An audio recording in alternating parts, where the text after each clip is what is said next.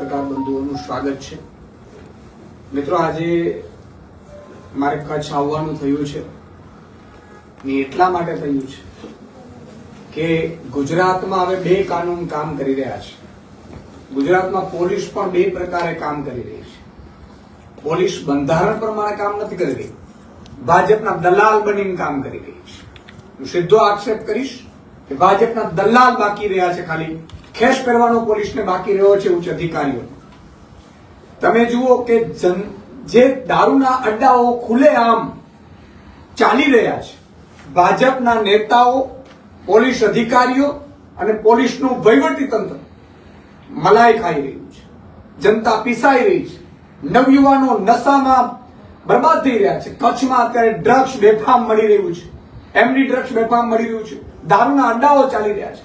અને એમાં અમારા નેતા બહેન શ્રી કાયનાતબેન, જે જાણીતા ડોક્ટર પણ છે, સ્કિન સ્પેશિયાલિસ્ટ છે, એમની એપોઇન્ટમેન્ટ લેવી હોય તો 2 દિવસ થાય છે। એમણે જનતાના સમાજ સેવાના કામ કરવા માટે આમ આદમી પાર્ટીમાં જોડાઈ, એમની પાસે જનતા ગઈ કે બહેન અહીંયા દારૂ ખુલ્લેઆમ વેચાઈ રહ્યું છે। દારૂના અડ્ડાઓ પર બહેનશ્રીને અમારા કાર્યકર્તાઓએ જનતા રેડ કરી ત્યારે ફેસબુક લાઈવ હતું।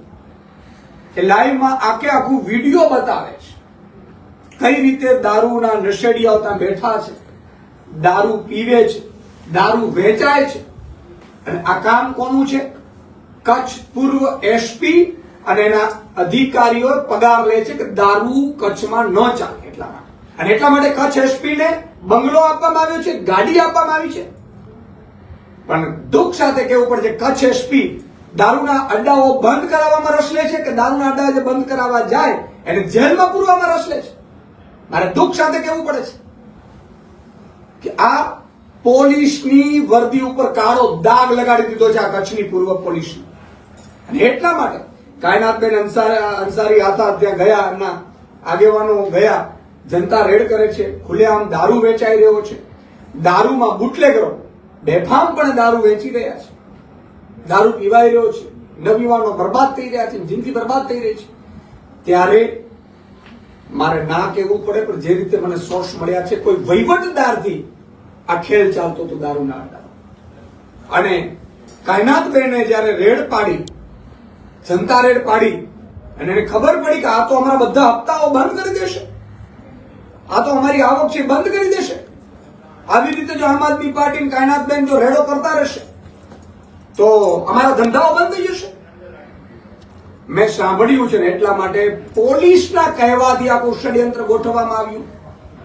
અને આ જે ST/SC એક્ટ છે, એટ્રોસિટી, એ કોઈ પણ સાચા દલિત સમાજના અનુસૂચિત જાતિ જનજાતિના લોકોને પ્રોટેક્શન માટે છે કે કોઈ એમની જાતિગત ટિપ્પણી ના કરે।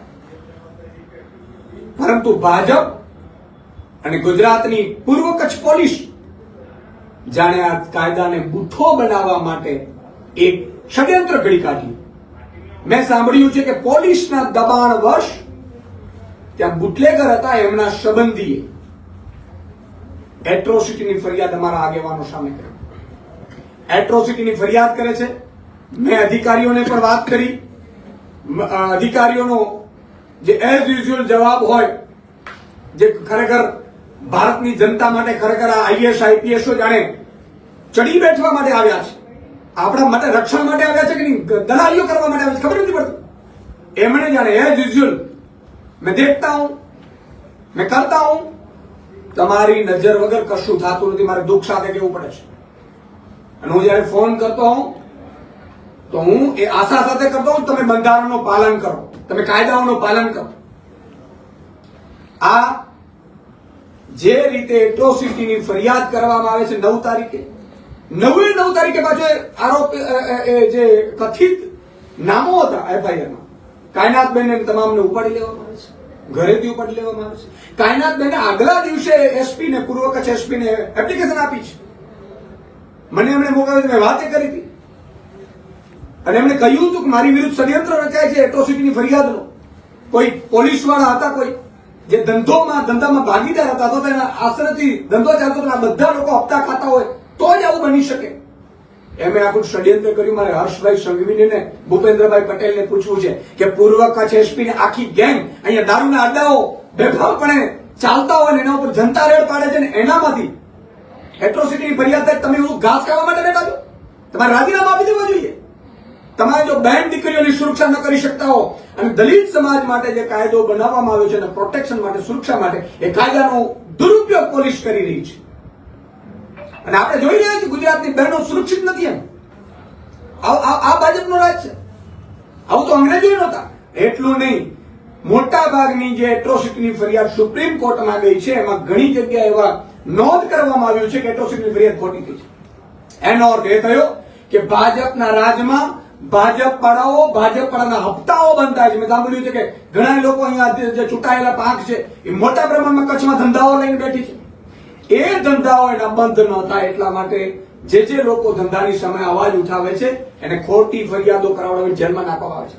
અને જે સુપ્રીમ કોર્ટે જે ટિપ્પણી કરી છે એનાથી એ પ્રસ્થાપિત થાય છે કે દલિત સમાજ માટે, એસટી એસસી સમાજ માટે પ્રોટેક્શન માટે જે કાયદો બનાવવામાં આવ્યો છે, વારંવાર આવી ખોટી ફરિયાદો થાય તો સુપ્રીમ કોર્ટ સુધી જાય અને સુપ્રીમ કોર્ટ એમ કહેતી હોય કે આ કાયદાનો દુરુપયોગ છે તો કાયદો બુઠ્ઠો બની જાય. એટલે ભાજપ દલિત સમાજ માટે પણ ઘાતક રૂપ છે. મારે દલિત સમાજના આગેવાનોને પણ કહેવું છે કે જે રીતે ભાજપ અને કથિત કાંડ કરનારાઓ આજે એટ્રોસિટીની ફરિયાદો ખોટી કરાવડાવે છે એમાં દલિત સમાજે આગળ આજે આવવું પડશે. જો નહીં આવે તો આગામી સમયમાં આ જ કાનૂનને આ લોકો બુઠ્ઠું બનાવડાવી દેશે. પછી સુપ્રીમ કોર્ટ કઈ નિર્દેશ કરી દેશે તો કાયદો બુઠ્ઠો બની જશે. તો જે સાચા હક અને અધિકાર જેને પ્રાપ્ત છે, જે આ એસટી એસસી ના લોકો માટેનો કાનૂન છે, એ કાનૂન બુઠ્ઠો થઈ જશે ભાજપના કારણે. તો આ એક વાત છે. બીજી વાત કે કચ્છ પૂર્વ પોલીસે કેવા ષડયંત્રો રહી છે. એક પ્રતિષ્ઠિત ડોક્ટરને જેલમાં નાખીને એના સાથીઓને જેલમાં નાખીને શું ખેલ કર્યા? આઈઓ હાજર નથી રહેતા. 2 વખત આઈઓ હાજર ન રહી. આજે પણ અદાલતમાં જે આઈઓ છે અધિકારી, એ અધિકારી ઓચિંતું કામ આવી ગયું છે. તમારો દીકરો દીકરી જેલ ના આપતો તો કામ આવી જાય તમને. એક નાના બાળકની માતા જેલમાં છે, ગુજરાતની દીકરી જેલમાં છે, પ્રતિષ્ઠિત ડોક્ટર જેલમાં છે. શરમ નથી આવતી આઈઓને? તમે હાજર નથી રહેતા? એટલું બધું શું કામ પડ્યું? કામ પડ્યું તો નોકરી રાજીનામા થઈને ગયા જાઓ તમે કામ કરવા માટે. અને એવું તો બધું શું તમે ઓફિશિયલી કામ કરો છો? મીટિંગ ના માને તમારી પાસે એસટી એસસી ના તમે ડીવાયએસપી છો તો ભજીયા તળવા માટે છો. એ વધુ ડોક્ટરને, પ્રતિષ્ઠિત નાગરિકોને જેલમાં રાખવાનું ષડયંત્ર પણ કચ્છની પૂર્વ પોલીસે પાપ કર્યું છે. અને હજી પણ મને ખબર નથી સોમવારે હાજર રહેશે કે નહીં. મારે અદાલતને, ન્યાયાધીશને કહેવું છે કે તમારે પણ સુઓ મોટોથી લેવું પડશે, નહીં તો કોઈ પણ પ્રતિષ્ઠિત નાગરિક રાજનીતિમાં નહીં આવે. કોઈ આવા દૂષણો ચાલે છે એને બહાર નહીં લાવે. કારણ કે અત્યારે કચ્છમાં તમે જુઓ, આજે 2 ઘટનાઓ કચ્છમાં બની. એક જનતા રેડ કરી જ્યાં દારૂ વેચાતો હતો, એ દારૂ ખુલ્લો પાડ્યો, એ ખુલ્લો પાડનારને જેલ કરી. બુટલેગરો મોજ કરે છે. બીજી બાજુ એક ભાજપનો જ બ્રહ્મ સમાજનો દીકરો ભાજપના કહેવાતા આગેવાનો પાસેથી રૂપિયા લઈ અને એને આપઘાત કર્યો છે, સુસાઇડ નોટ કરી છે. ત્યારે આ સિંઘમ પોલીસ શું કરે છે? 18 લોકોના સુસાઇડ નોટમાં નામ છે, એમાં 2 જે ભાજપના નથી એને પકડી લીધા છે. આ સિંઘમ પોલીસ, સિંઘમ એસપી એને પકડી લીધા છે. અને 16 જણા જે ભાજપના નામ છે એમાં સિંઘમ પોલીસની તાકાત નથી કે ઘરેથી ઉપાડી શકે. જેને આપઘાત કર્યો, સુસાઇડ નોટમાં નામ લખ્યું છે. હું પોલીસ અધિકારીઓને કહું છું, ભાજપની દલાલી કરવા માટે નોકરી કરો છોડી દો. તમને બીજી નોકરી હું લગાડી દઈશ. આજે મારે દુઃખ સાથે કહેવું પડે છે કે આવા પોલીસ અધિકારીઓને કચ્છ સોંપી દેવામાં આવ્યું છે. આજે અમે તમને ફોન કરતા હોઈએ તો એક ઉદ્દેશથી અમે કરતા હોઈએ છીએ કે તમે કાનૂન અને વ્યવસ્થા સંભાળવા માટેની શપથ લીધી છે. તમે ભાજપની દલાલી કરો છો, અમને ખબર નથી. અને હર્ષ સંઘવીને, ભૂપેન્દ્ર પટેલને કેવું છે કે દીકરીના વરઘોડા કાઢો છો, દીકરીઓને જેલમાં નાખો છો, શરમ આવી જોઈએ. પાપિયાઓ તમે કયા હાથે સુધી ગુજરાતને લઈ ગયા છો? તો એ 16 જણા ભાજપના આગેવાનો છે જેમના દુષ્પ્રેરણા કરી છે અને આપઘાત કરવું પડ્યું છે. નવયુવાનની ધરપકડ નથી થઈ. હા, આ કાનૂન છે. એટલે એક બાજુ ભાજપની પોલીસ છે કે ગુજરાતની પોલીસ છે? શરમ આવે છે મને કહેવા. કે ભાજપના જે નેતાઓ બળાત્કારો કરે, દલાલીઓ કરે, મેં સાંભળ્યું છે મીઠા ઉદ્યોગ આખો ભાજપના નેતાઓ કબજો કરી લીધો કચ્છમાં, મોટા પ્રમાણમાં મીઠાના ઉદ્યોગો કરો છો. તમામ અધિકારીઓ લખી રાખજો 2027માં તમારી ખેર નથી, તમારી સંપત્તિ પણ જપ્ત થશે. તમે એમ માનો છો તમે આવી રીતે દલાલીઓ કરો છો ટકી જશો?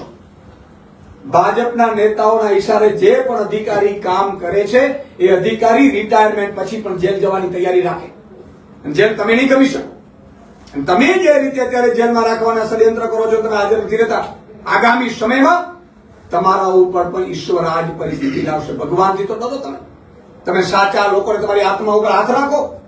તમારા દીકરા દીકરી જેવા જે આગેવાનો છે, ખરેખર તો તમારે એને સન્માન કરવું જોઈએ. વિધાનસભામાં બોલાવીને કાયનાતબેનનું સન્માન થવું જોઈએ કે તમે દારૂના અડ્ડાઓ બહાર પાડ્યા.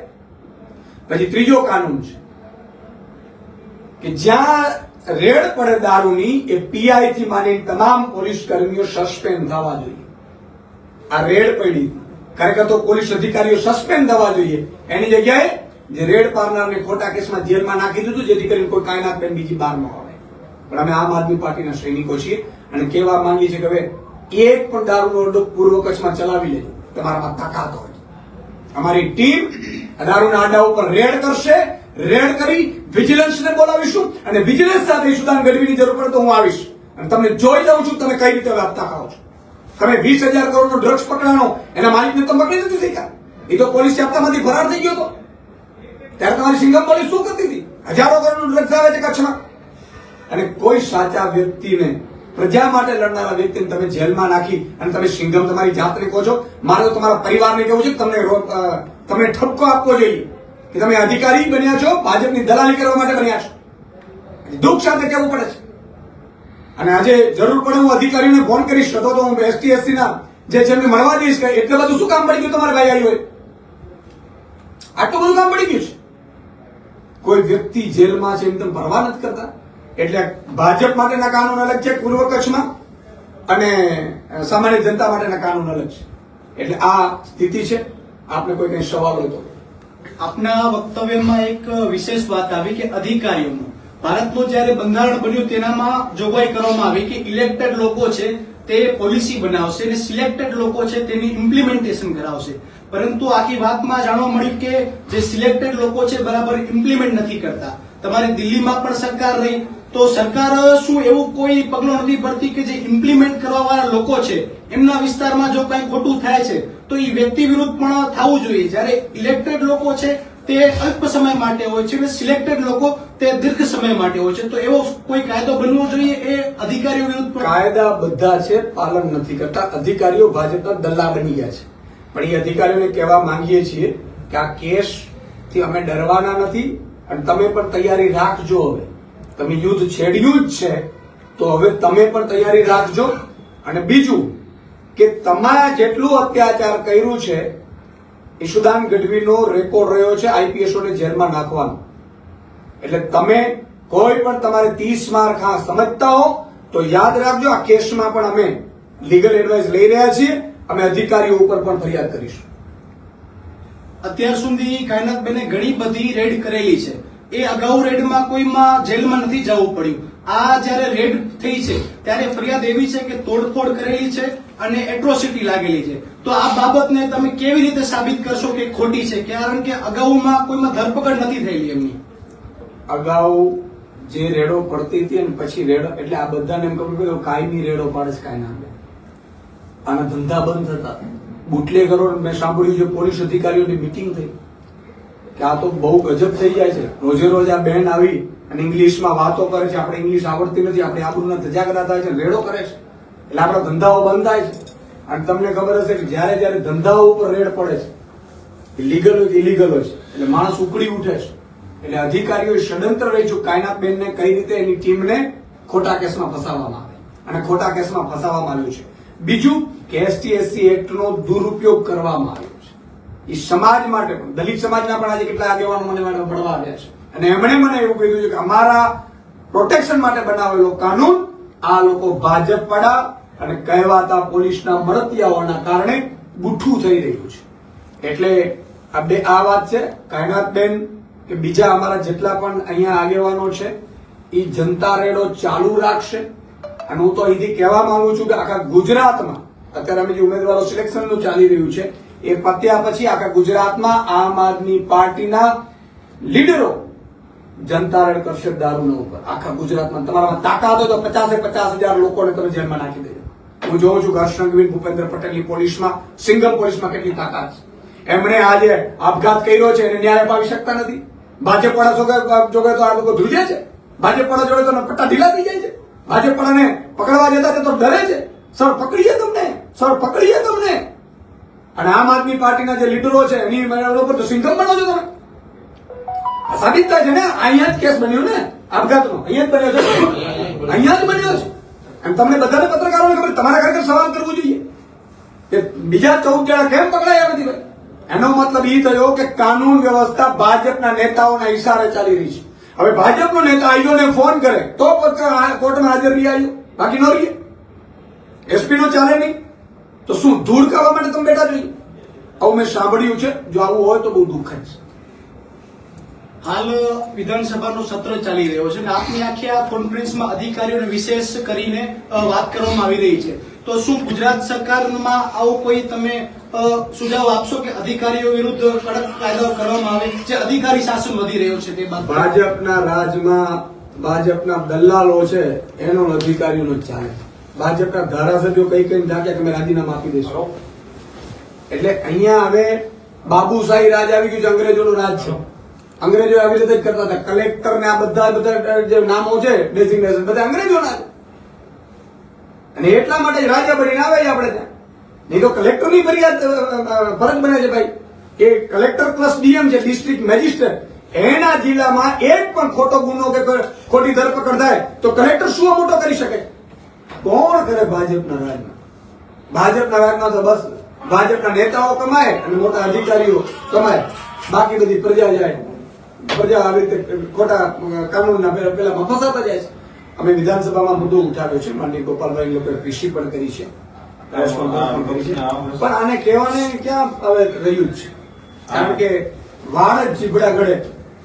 તો ગુજરાતની ગાંધીધામની જનતાને એટલું કહેવા માંગુ છું, કાયનાત બેન જેવા વ્યક્તિ, આટલા પ્રતિષ્ઠિત ડોક્ટર, તમારા સંતાનો દારૂના નશામાં, ડ્રગ્સના નશામાં જાય એટલા માટે જનતા રેડ કરી ત્યારે ભાજપ અને એની મળતી એની પોલીસ બુટલેગરોએ એમને જેલમાં ખોટા કેસમાં નાખી દીધા. ગાંધીધામની જનતા આગામી ચૂંટણીમાં કાયનાતબેનનો બદલો લે, ભાજપને લાત મારે અને ઝાડુને પસંદ કરી. એવી હું ગાંધીધામની જનતાને વિનંતી કરું છું. ભલે તમે બહાર નો આવો, કાંઈ વાંધો નહીં. તમે જયારે બટન દબાવવા જાઓ ત્યારે યાદ રાખજો કે આ ભ્રષ્ટ ભાજપ અને મળતી આ પોલીસે સારા પ્રતિષ્ઠિત નાગરિકોને જેલમાં નાખે છે. એટલે એનો બદલો લેવા માટે તમે ખાલી બટન દબાવજો.